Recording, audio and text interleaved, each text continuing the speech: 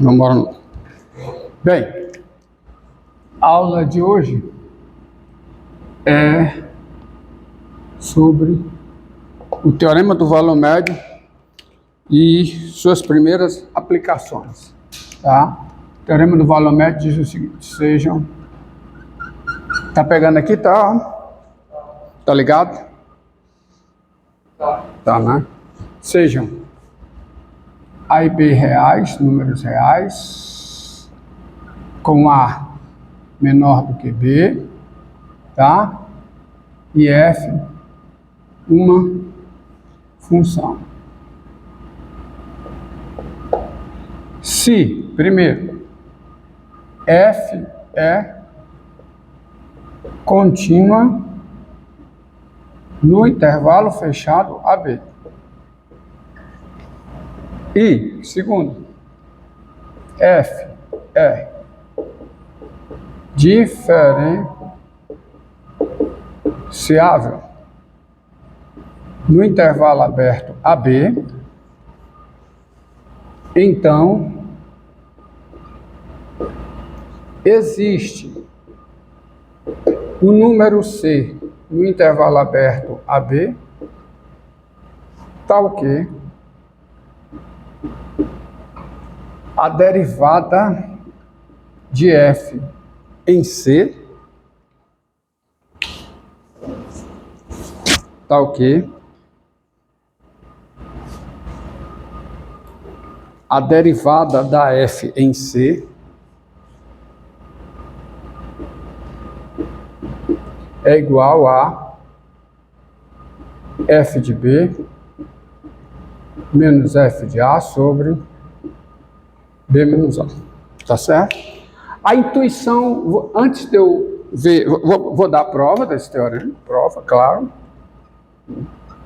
Esse teorema, na realidade, ele é um corolário do teorema de Rowley, tá? Esse teorema, ele é conhecido como teorema do valor médio, tá? Esse teorema é conhecido como teorema do valor médio. É assim que ele é conhecido. Teorema do valor médio.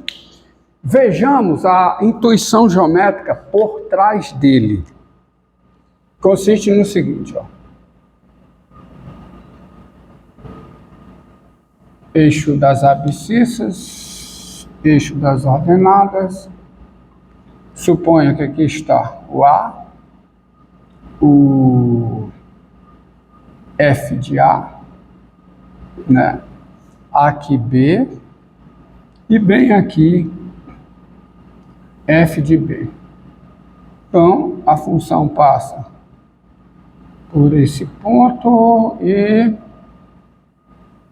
por esse. A função passa por esses dois pontos.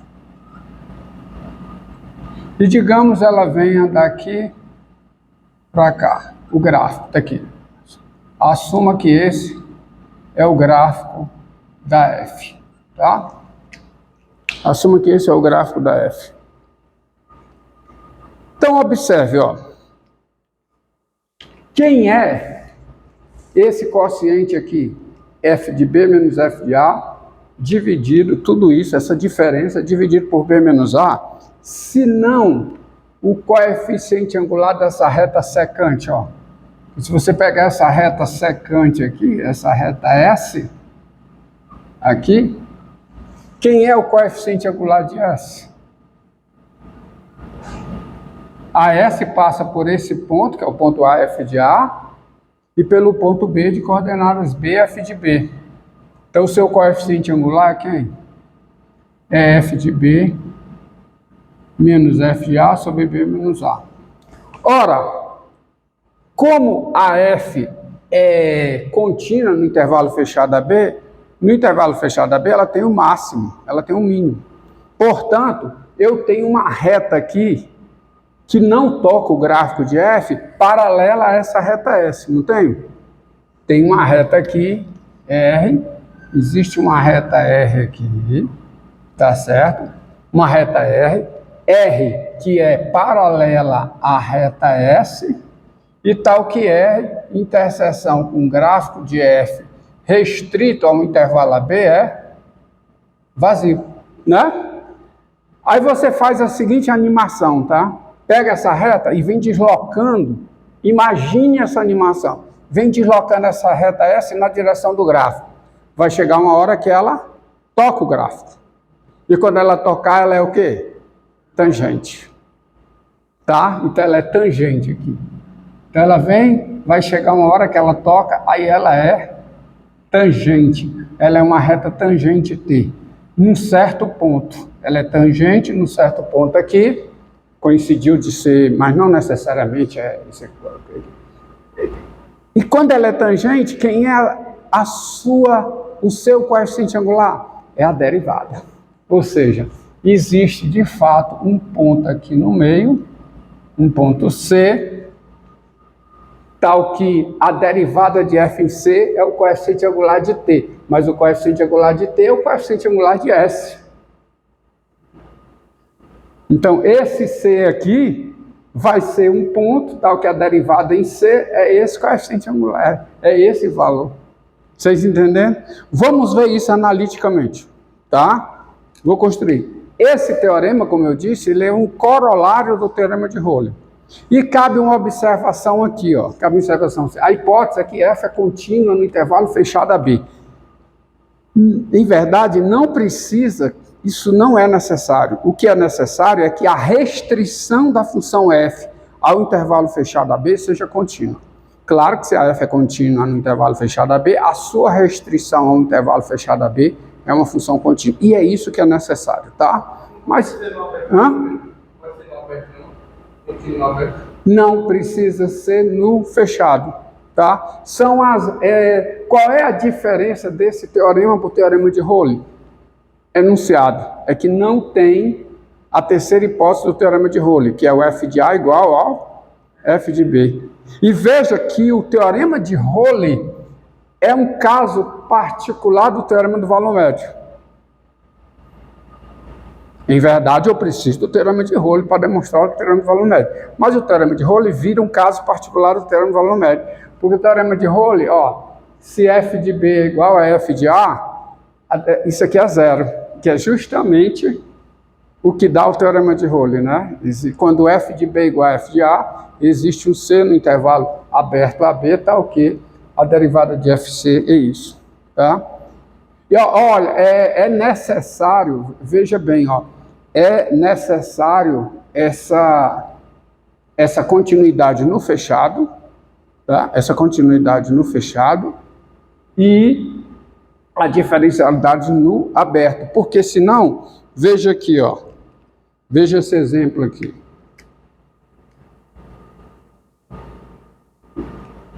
Considere isso aqui. Exemplo bem simples. Pega aqui o 1 também.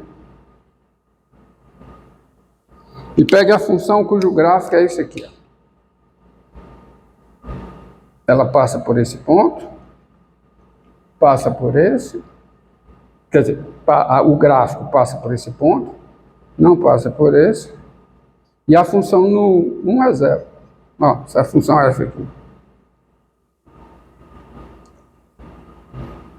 Essa função, veja bem, quem é a derivada de f em x? A derivada de f em x é 1, qualquer que seja o x pertencente ao intervalo aberto 0, 1. Por quê?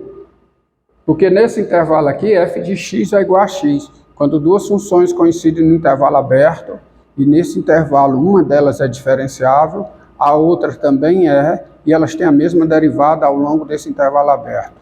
É o caso aqui. Agora me diga uma coisa, existe algum C no meio aqui, tal que a derivada de f em C é f de 1 menos f de 0 sobre 1 menos 0? Não, porque f de 1 é 0, f de 0 é 0. Então, quanto é que dá esse quociente aqui nessa condição, nessa situação? Dá 0. Então, isso fere o teorema do valor médio? Não. Por quê? Porque a função não é contínua no intervalo fechado. Olha, não existe, ó, nesse caso aqui, não existe C no intervalo aberto 0, 1. Isso garante o seguinte, tal que F' de C é quem? É F de 1 menos F de 0 dividido por 1 menos 0, que dá 0, né? Não existe. Mas isso não fere, não contradiz o teorema do valor médio. Por quê? Porque a função não é contínua no intervalo fechado, tá? Ela é contínua no aberto, é diferenciável no aberto. Mas o teorema é responsável, garante a existência desse C, no caso em que ela é o quê? Contínua no intervalo fechado. Então, a demonstração, ó, admita as hipóteses. Admita as hipóteses, para não escrever tudo de novo. Daí, seja G, tá certo? Seja G, do domínio de F em R, tá? Seja G do domínio de F em R, a função dada por, ó, quem é a G? G de x é F de x menos F de A menos F de B menos F de A dividido por B menos A vezes x menos A. Ó, para todo x, isso para todo x no domínio da G, que é o domínio da F, tá? Domínio da F, domínio da G, veja que a G está bem definido. De fato, se x está no domínio da F, isso aqui faz sentido. Tá? Então, tem-se duas coisas. Tem-se que, primeiro, vou apagar esse exemplo aqui, vamos misturar as coisas. Tem-se que, primeiro, aonde a F for contínua, a G também será, porque isso aqui é uma função afim, que é contínua em toda a reta. Daqui para cá eu tenho uma função afim, porque isso aqui é constante. É uma constante vezes x mais outra constante, mais a F. Então, como isso aqui é contínuo em toda a reta, aonde a F for contínua, essa expressão toda vai ser contínua. Ou seja, a G é contínua no intervalo fechado AB. A G também é o quê? Diferenciável. A G também é diferenciável no intervalo aberto AB, porque a F é diferenciável aqui, e com G' de x. Quem é a derivada da G em x? Você analisar quem é a derivada da G em x. É a derivada da F em x, regra de derivação. Derivada da constante é zero.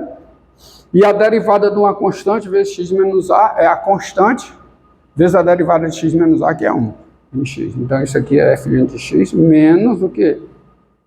F de b menos f de a sobre b menos a.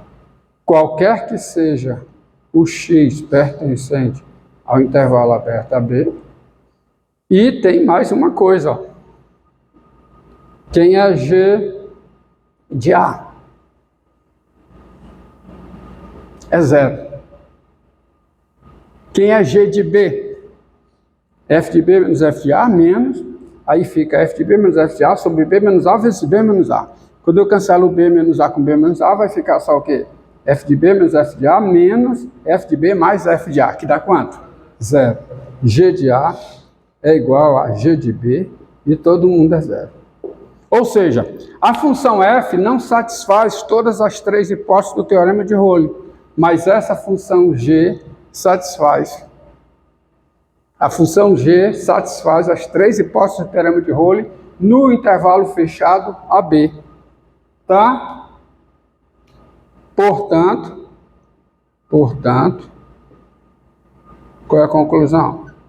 Pelo teorema de Rowley,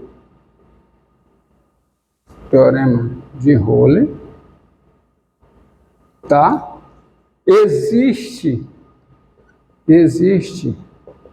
C no intervalo aberto AB, tal que a derivada da G em C é igual a zero. Ou seja, bem, o que significa a derivada da G em C é zero? Significa que isso aqui no ponto C é zero. E se isso aqui no ponto C é zero, o F' de C é igual a quê? A F de B menos F de A sobre B menos A. Pronto, acabou a demonstração. Existe um C no intervalo fechado AD, tal que isso aqui ocorre. Que eu quero demonstrar. Tá? Tá bom? Tá certo?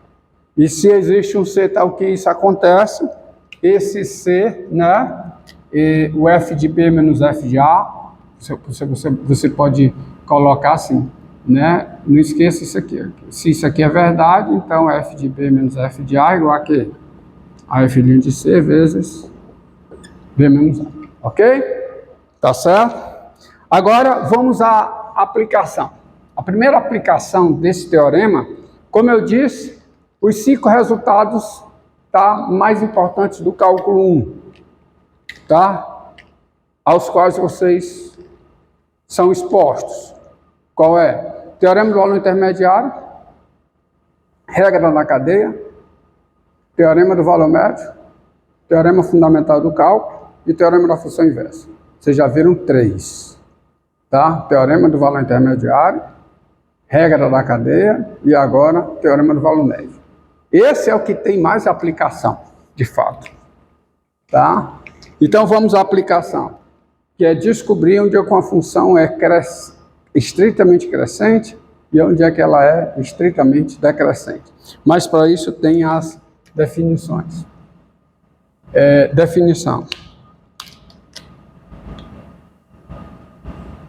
Definição.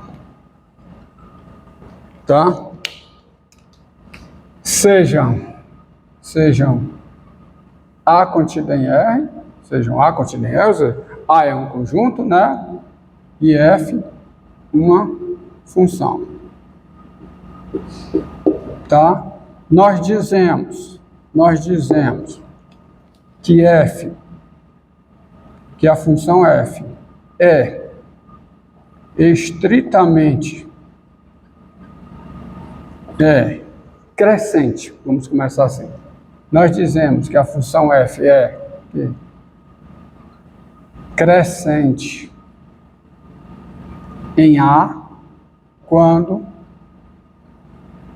vale a seguinte implicação: quando x maior do que y implica f de x maior que ou igual a f de y, quaisquer que sejam x e y em A. Tá? Quando essa implicação for verdadeira, quaisquer que sejam x e y em A, você diz que a função é crescente em A. Tá? Nós dizemos que f é estritamente crescente em A, tá? Quando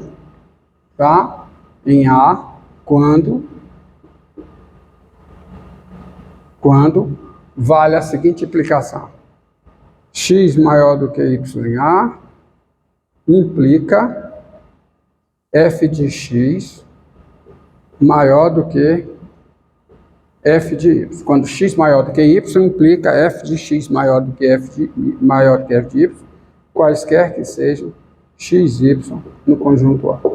Então, quando esta implicação aqui é verdadeira, tá? Na realidade, vocês lembram de proposições, né? Isso aqui é uma implicação usando um quantificador existencial. Você tem essa família de implicações aqui com x e y em A cartesiano A, e aí você monta esta implicação usando o quantificador universal, tá? Então tá aqui a definição de ser crescente e a definição de ser estritamente crescente. Se eu mudar um pouco, tá? Você tem a definição de ser decrescente.